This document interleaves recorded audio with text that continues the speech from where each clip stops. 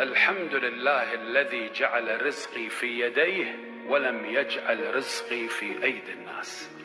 الحمد لله الذي جعلني من أمة محمد صلى الله عليه وآله. اللهم صل على محمد وآل محمد. اللهم صل وسلم وبارك على سيدنا محمد وعلى آله وصحبه وسلم.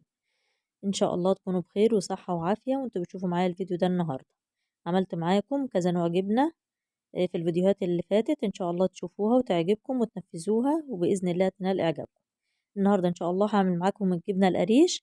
هنعملها بكمية ونخزنها، هتقعد معاكي أكتر من شهرين في التلاجة. إن شاء الله تعمليها وتعجبك بإذن الله. معايا كمية من اللبن، معايا دول 4 كيلو من اللبن. بتجيبي اللبن يكون فلاحي وأصلي، تجيبيه من مصدر كده يكون موثوق منه علشان لما يروب معاكي ما يطلعش شرش كتير. وببدأ أسيبه في حرارة المطبخ كده لمدة يومين وبيروب معانا ويبقى بالشكل ده. وبعد ما بيروب معاكي بتحطيه في التلاجة لمدة ساعة علشان تعرفي تشيلي القشطة اللي على الوش. بتاخدي القشطة بتستخدميها، ممكن تخزنيها زي ما هي كده قشطة أو تعمليها زبدة أو تسيحيها سمنة بلدي. ودي الميزة اللي بتكون في الجبنة القريش، إن احنا بنعرف نستخدم بنستفيد من القشطة اللي بتطلع من اللبن بتاعنا. بدأت أخدت اللبن بتاعي بعد ما راب وشلت القشطة من على وشه، وحطيت شاشة في مصفى وحطيت المصفى على حلة، وتبدأي تحط اللبن بتاعك وبتسيبيه لمدة 3 أو 4 ساعات لحد ما ينزل الشرش اللي فيه. وبعد كده ببدأ أملحه، حطيت معلقتين صغيرين جدا من الملح، مش عايزة الملح بتاعي يكون كتير، هيخلي الملح بتاعها خفيف شوية. ببدأ أقلب الملح فيها كويس وببدأ أحطها في الحصيرة بتاعتي. وبعلق الحصيرة زي ما انت شايفة كده، بعلقها لمدة ليلة كاملة من بالليل لحد الصبح. وبتلاقيها بالشكل ده ما شاء الله. ميزة الحصيرة دي إنها بتخلي الشرش ينزل، يعني الزائد بس اللي بينزل منها ما بينزلش بكمية كبيرة. شايفين ما شاء الله منظر الجبنة جميل جدا جدا. بدأت أخدت الجبنة بتاعتي وقطعتها ورشيت عليها رشة خفيفة جدا من الملح، لأن طبعا ما كنتش مكترة الملح بتاعي في الجبنة. وببدأ ألف كل قطعة كده زي ما انت شايفة في المناديل اللي هي البلاستيك، قلتلك عليها قبل كده بتجيبيها من عند الراجل اللي هو بيبيع المستلزمات اللي هي الأكياس البلاستيك. أو ممكن لو مش متوفرة بتاخدي أكياس بلاستيك بتقطعيها وبتلفي فيها كل قطعة من الجبنة. الخطوة دي مهمة جدا عشان بتحافظ على قطعة الجبنة زي ما هي، ما بيحصلهاش حاجة لما بتحطها في الشرش وتخزنيها.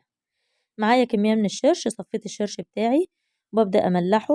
معايا 4 كوبايات من الشرش، حطيت عليهم معلقتين كبار من الملح. مش عايزة كمية الملح تكون كتير، وانت بقى حط الملح حسب رغبتك. وبدوب الملح في الشرش وبزود الجبنة بتاعتي زي ما انا حطاها كده في البرطمان، واهم حاجة الشرش يكون مغطي الجبنة كلها. حطيت معايا المواد الحافظة بتاعتي، فلفل أحمر اللي هو الأحمر السوداني بتجيبيه برضو من عند العطار، وفلفل أسمر حصى بتحطيه برضو، وورقتين من اللورة. وبتحطي قرون الفلفل اللي هي المتخللة الجاهزة، بتدي طعم جميل جدا للجبنة. كل دي مواد حافظة هتحفظ لك الجبنة وهتدي لها طعم جميل جدا، ومش هتتأثر إن شاء الله على طعم الجبنة، بل بالعكس بتحفظها وما بتخليش أي حاجة تحصل للجبنة. هحط الجبنة دي على جنب عشان هعمل كمان كمية تانية. زي ما انت شايفة كده عملت نفس الخطوات اللي فاتت، وببدأ اقطعها والفها في الاكياس زي ما انت شايفة كده، وبرصها في البرطمان بالشكل ده.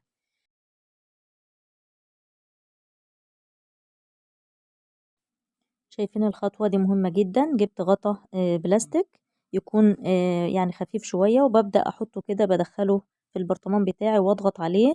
اضغط عليه بالجبنة كده بحيث ان انا اتأكد ان الشرش هيغطي الجبنة بتاعتي والجبنة ما تعومش فوق على الوش وتعمل طبقة مش كويسة. هغطي الجبنة بتاعتي بالشرش. عملت برضو كمية من الشرش، معايا 4 كوبايات من الشرش. بصفيه وبحط له معلقتين كبار برضو من الملح. ومعايا كمان مادة حافظة اللي هي الدنقار، بتجيبها برضو من عند العطار لو انت حابة تستخدميها. بحط رشة بسيطة جدا جدا جدا لان المادة الحافظة دي قوية. لو انت حابة تستغني عنها مفيش مشكلة، المواد الحافظة اللي احنا حطيناها الطبيعية هتغنيكي عن المادة دي. انا حطيت رشة بسيطة جدا لان كنت عاملة الجبنة دي عاملاها قبل رمضان بفترة كبيرة، وكنت هستخدمها ان شاء الله في شهر رمضان.